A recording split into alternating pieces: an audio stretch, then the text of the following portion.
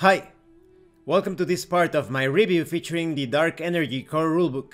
If you haven't seen the other parts of my review featuring this high fantasy high-tech role-playing game, please check out the playlist in the description below. This time we are going to talk about more species, starting with the elves. The elves, or Aozi, are a race of ancient and extremely magical beings. They primarily worship their Olympian gods, but also have a deep love and understanding of Mother Nature. On their homeworld of Gaia, the elves are separated by 3 continents and countless island city-states that each host a unique culture, dwellings, and chosen natural elements. They are widespread in the places that they live, and have varying cultures. Many elves build elegant, shining cities and towers, while others dwell in natural villages deep in beautiful forests. Many more dwell in deep caverns of astounding natural beauty, or by the tranquil seas. Elves are creatures of magic. It is part of them, infused in their very cells. That is the reason for their extended lifespans. They are the greatest known practitioners of the art. Elves love and revere the natural world, and this, combined with their expansive lifespans, enables them to perceive much in the natural world that blundering humans could ever hope to. Despite their extraordinarily long lifespans, elves feel emotions far deeper than other species, and are easily moved to the strongest of emotions. They swiftly react against threats to their homes or their allies. When it comes to hit points, they are not very sturdy. They are of medium size and of decent speed. When it comes to alignment, elves love freedom, variety, and self-expression, so they lean strongly towards the gentler aspects of chaos. They value and protect others' freedom as well as their own, and they are more often good than not. The Shadow Elves are an exception. Their exile has made them vicious and dangerous. Shadow Elves are more often evil than not. Elves have dark vision. Accustomed to twilight forests and the night sky, you have superior vision in dark and dim conditions if you choose this as your species. You can see in dim light within a certain distance of you, as if it were bright light, and in darkness, as if it were dim light. You can't discern color in darkness, only shades of gray. As an elf, you are proficient in things such as the use of long swords, short bows, arming swords, light and medium armor, chemistry kits, thieves' tools, and that's just a sample of the many things that you can become proficient in. When it comes to elf traits and appearance, your elf character has a variety of natural abilities, the result of thousands of years of elven refinement. Elves range from under 5 to over 6 feet tall, and have slender builds. Their ears are about the same size as a human's, but are pointed like a leaf. Although elves reach physical maturity at about the same age as humans, the elven understanding of adulthood goes beyond physical growth to encompass worldly experience. An elf typically claims adulthood and an adult name around the age of 100, and can live to be several thousand years old. You obtain free and dexterity ability augments. When it comes to your ability failing, it's Constitution. Let's talk about the races of the elven species. The 3 largest groups of elves are the High Elves in the capital, the White City, on the continent of Hyperborea. You have the Wood Elves deep in the forest glades of Arcadia, and the Wild Elves in the Badlands of Luilikerland. The last kindred of elves is not counted among those named above, as they betrayed the elves under the banner of the Shadow and turned to evil. They are called the Shadowed Ones, and they dwell in the realm of Shadow that they were banished to long ago. All elves share a burning hatred of the Shadowed Ones, but they also pity them for their delusions of grandeur and the harshness of their prison world. Let's talk about each of these races. The High Elves are the most sophisticated and urban of all elves. Most live in large cities and spend their time practicing arcane magic. They have the largest standing army and see themselves as the defenders of the light. They have intelligence as ability augment. Then we have the Wood Elves. They are the guardians of nature and have mastered elemental magic. They are ruled by the Druids. The elves of the woods seek to preserve the natural world at all costs and desire balance in all things. Your ability augment as a Wood Elf is Strength. Then we have the Wild Elves. As their name suggests, wild elves are the most free-spirited and emotional of all elves. They have no real governing body, and are motivated primarily by personal desires, seemingly acting on a whim. Charisma is your ability augment as a wild elf. When it comes to shadow elves, a shadowed one is an elf that has been condemned for practicing forbidden blood magic or other occult rituals, usually in an effort to obtain immortality and power. When it comes to ability augments of the shadowed elves, they choose from either the high, wood, or wild augments, but they are also related to the curse of vampirism. We will talk about that in a future part of this review. There's also a variation, the synth elf. After the shearing, a rare number of elves embraced human technology and used it to enhance their own bodies through cybernetic implants. The vast majority of elves look on in disgust at these so-called synth elves, and any elf with any modifications are generally shunned by other elves. When it comes to languages, you can speak, read, and write Common and Elvish. If you are sufficiently intelligent, you choose one additional language. You also have trance. Elves don't need to sleep.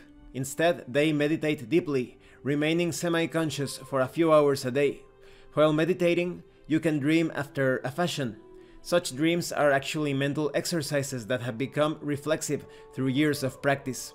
After resting in this way, you gain the same benefit that a human does from 8 hours of sleep. Let's talk about some of the elf race traits. You have magical ancestry. That is, you have immunity against being charmed and magic can't put you to sleep. You also have keen senses. That is, proficiency in the perception and survival skills. You also have Mask of the Wild. You can attempt to hide even when you are only lightly obscured by foliage, heavy rain, falling snow, mist, and other natural phenomena. You also have Elven Accuracy. You have Uncanny Aim. You gain some benefits such as increase in dexterity by 1 to a maximum of 20, and whenever you have advantage on an attack roll, you can re-roll one of the dice once. You also have Divine Spell Impunity. You need to be of good alignment to have this trait. You have advantage on saving throws against divine spells, and you have resistance against radiant damage. You also have Enchanted Tattoo Mastery. You gain a bonus on all craft tattoo checks. These are just some of the features of the elf species. Now let's talk about the fairies. Fairies, or small folk, are tiny magical humanoids that are drawn to mystical energy. Magic created them and magic infuses them. Fairies habitually live in tiny reclusive villages in areas with abundant magic. These areas of concentrated magical energy are often the location of a fairy ring. These enchanted glades are created by fairies and act as a wellspring of life for fairy creatures. The typical fairy ring sits in the center of a fairy village.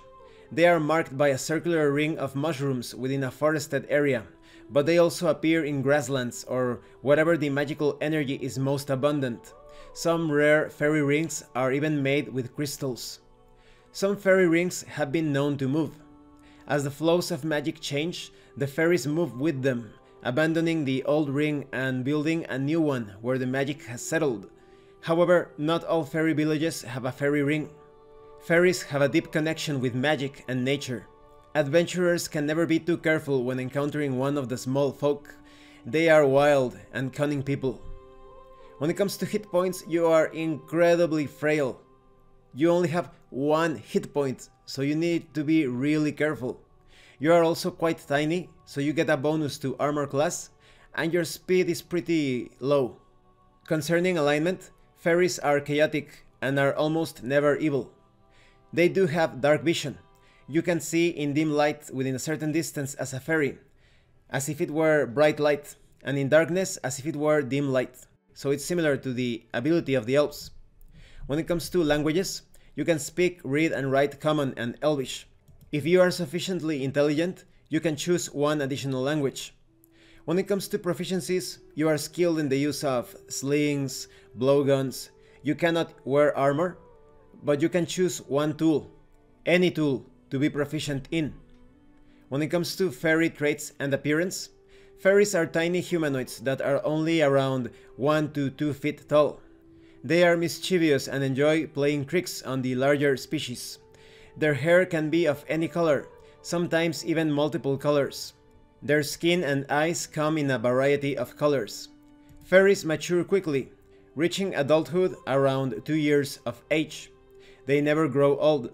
When it comes to ability augments, they have intelligence and dexterity. When it comes to ability failings, those are strength and constitution. Let's talk about some of the races of the fairies. There are countless types of fairies and they are all very shy. Most stay close to the safety of a fairy ring, but a few do like to occasionally go out on adventures and cause mischief. 3 of the more outgoing fairies are pixies, leprechauns, and gnomes. Let's take a closer look at them. The pixie is what most people think of when they picture a fairy. They resemble tiny elves and some have wings, but not all of them. They get a free ability augment. Leprechauns are among the tallest fairies and live as loners who travel across the land in search of excitement. They are identifiable by their red beards and preference for green or red jackets and buckled hats. They have charisma as an ability augment. Then we have the gnomes. They are ingenious fairies that live almost exclusively underground and are known to guard underground treasures. They are more sturdy than typical fairies with broad facial features, almost like tiny dwarfs but prettier. They have wisdom as an ability augment. Let's talk about some of the fairy race traits. You have undying. Fairies never stay dead. No effect can prevent a fairy from resurrecting in this way. When a fairy dies, if they are not resurrected within 48 hours, the fairy is reborn at the nearest fairy ring with 1 hit point. So this is great considering you are so fragile as a fairy. That way you have an advantage despite of that. You also have hidden. Your tiny body allows you to effortlessly hide behind nearly anything. You are proficient in the stealth skill. You are going to need this if you want to survive, of course. You also have fairy wings. You need to be a pixie to have this trait. You have a set of insect-like wings of your choosing, granting you a flying speed of 30 feet and can hover. Your wings can carry you no higher than 30 feet and you cannot fly in heavy armor. You have magical attack. Your inherent magic pervades your entire being. All your strikes are magical, whether with unarmed attacks or weapons. You also have fairy magic. You know the druid craft and fairy fire spells. You can cast fairy fire without expending a spell slot, and you must finish a long rest before you can cast it this way again. You can also cast this spell using any spell slots you have. Your spellcasting ability for these spells is your choice of intelligence, wisdom, or charisma. And this concludes this part of the review. As you can see, these are very natural species, but very different in the way that they adventure. When it comes to the elves, you are a bit sturdier if you choose this species. You do have an advantage when it comes to stealth and some magical matters, but the fairies overcome or surpass the elves in this regard, in being stealthy, in using magic, but they are extremely fragile, as you could see. So during the most tough or difficult adventures, you are probably going to be visiting the fairy ring as you are reviving constantly after being killed. So keep that in mind. Thank you for watching this part of the review. In the next part we are going to take a look at the giants and the goblinoids. And thank you so much to those of you that have been supporting the channel by sending drive-thru RPG gift certificates. If anyone else wants to further support the channel, the information on how to do that will be in the description below. Once again, thank you and see you later.